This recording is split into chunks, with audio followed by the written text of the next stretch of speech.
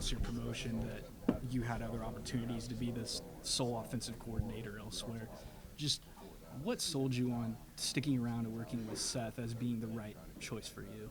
I think it was a lot about what Seth said earlier.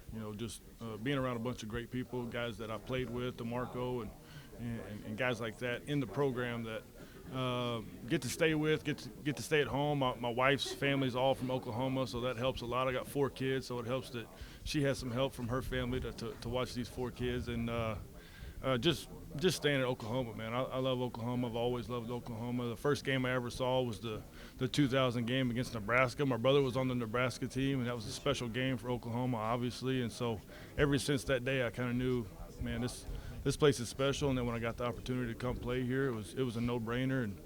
And there's no reason.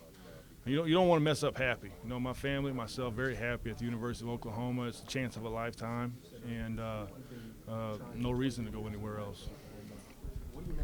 Coach Austin Stogner's wrapping up what has been a unique career at Oklahoma at the Alamo Bowl this week.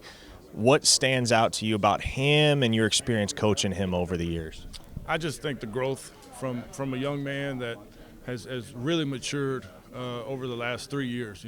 I had him here for a year coming off the injury, and I know he had some frustrations with that because he didn't get back to quite 100%, but he decided to get in the portal, go to South Carolina, and just kind of learn that not every place is like Oklahoma. And I learned that through the coaching, through my coaching career. But once you go somewhere else, it's hard to match the level that Oklahoma plays with, and he's done an unbelievable job. We've asked him to do so many things in the pass game and the run game that a lot of tight ends that in today's world, they just want to catch balls, and he's really stepped up. He's helped us in the run game, and then came on later in the season with some receptions as well.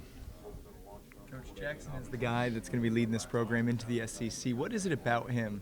I mean, obviously he got a bunch of attention in high school, and you guys are excited about him now. What is it about him that makes him different from another just talented quarterback?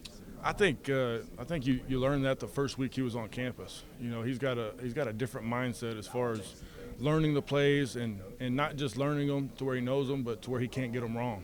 He's obsessed with football. He's a football junkie.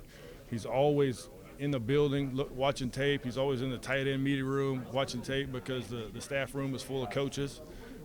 It's just things like that, and then just his leadership qualities on the football field. He's not cocky at all, but he's got a confidence about him that the players can rally around, and that's why you don't see a lot of uproar about DG leaving. We love DG, and he had a great career here, and he's going to continue to do great things. But everybody in that locker room has seen Jackson Arnold work from the day he got here, and that's why there's confidence in him. What's a reasonable expectation for what we're going to see out of him in this bowl game? I think he'll do his job over and over again. That's all he's concerned with. He's trying to be the best version of himself. He's gotten a lot of reps over the past 3 weeks with the ones, and so just trying to get the timing down with Drake and Jalil and all those guys that he's been throwing to a different group of guys with the second group most of the year. And but like he stepped in the BYU game. Nobody blinked. He went in. He made the hard plays. He checked zero blitz, and he was prepared. And that's something that you don't see a lot from a freshman, and definitely not in his first real playing time. You've been in the NFL ranks as a player. You've coached throughout the SEC and college and so forth. And all of that process, what has helped culminate to this? And what has been, I guess, in your eyes, your biggest growth from those points? And how have you been able to take it away to become where you are now, I guess? That might be a loaded question. Yeah, so I think it's funny because I tell these guys, I've been in a lot of different offenses. I've been in the air raid when I first got here. We were transitioning from the air raid. We got Adrian Peterson, so we started using a lot more 12 and 13 sets. And so learning that, and then going to the NFL, learning from guys like Mike Martz, who was the offensive coordinator at San Francisco when I got here. I mean, unbelievable vocabulary in that offense. But when it comes down to it, everybody runs, the same schemes. The concepts really don't change much from team to team. It's just learning the languages and the different details of each offense. And I think that's helped me so much as a coach, just being able to, I go to Ole Miss with Lane Kiffin, I go to Texas A&M with Jimbo Fisher, and then Jeff Levy with what he does, and just being able to bridge the gap as far as like talking to Seth about, I know what he called his offensive schemes, and then say, hey, this is what we do, this is what we call that. You know, it's the same scheme, but now he can feel more comfortable with it if it's something that he's run in the past.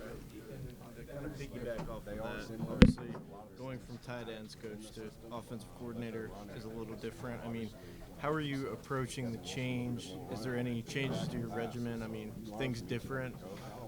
I think just more meetings with Seth and everybody, and just having a little bit more say on what's going on. Now we even when Levy was here, it was a group effort. You know, everybody had an area, and I was fortunate enough to sit in there on all those meetings with Coach Lev, whether it was third downs, red zone, goal line, whatever it is.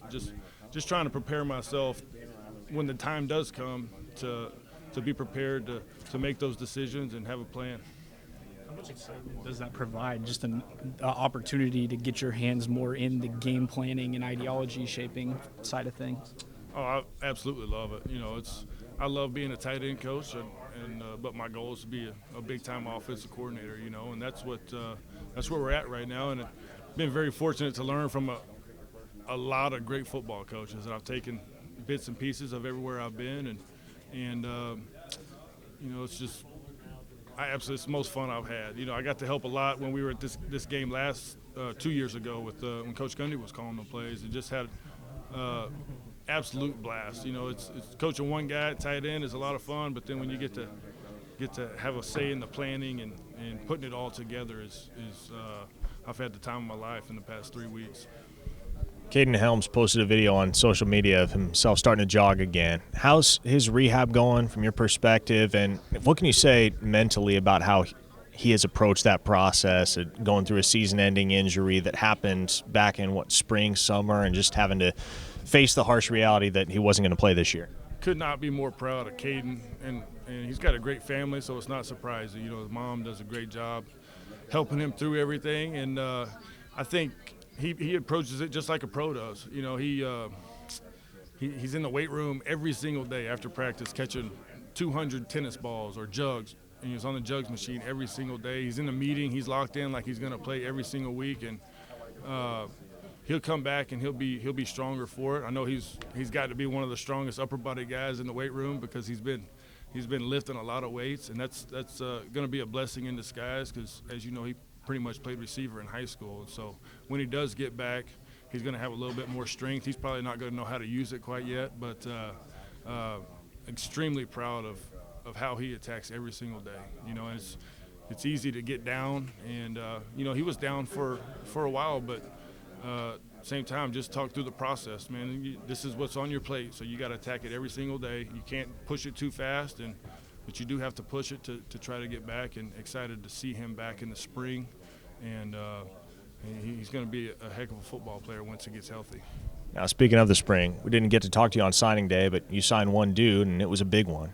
He's not going to get here until next month, but how excited are you about getting Devon Mitchell in the fold?